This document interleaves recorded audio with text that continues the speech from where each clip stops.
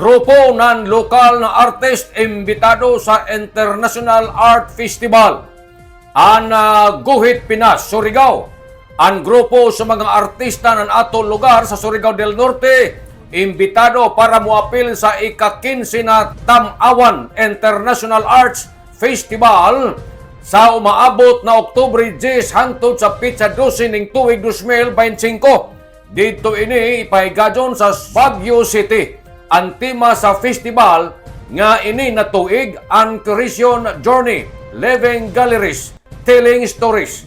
Nagiorganisa sa Chanom Foundation Incorporated sa pagtabang sa National Commission for Culture and the Arts kon NCCA para sa selebrasyon sa Museums and Galleries Month.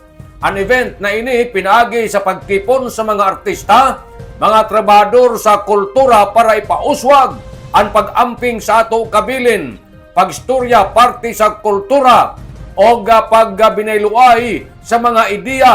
Gihuna-huna man ini nan mahimo na living gallery para makuha og bahulma ng mga ideya ang mga curators gikan sa tibuok Pilipinas.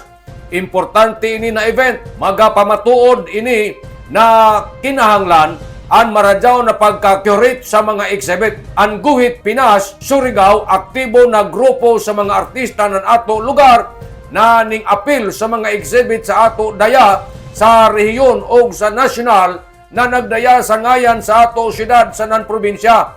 Ang mga obra nila naka-display sa labi sa Surigao City Hall o sa Surigaonon Arts and Culture Center sa Kapitolyo sa nan-probinsya. Tanukad gikan diri sa Kapitolyo ini si Marit Sinars Marconsim Vlogs, Mario Conales simulan mulaong salamat. Maradyaw na adlaw natong tanan.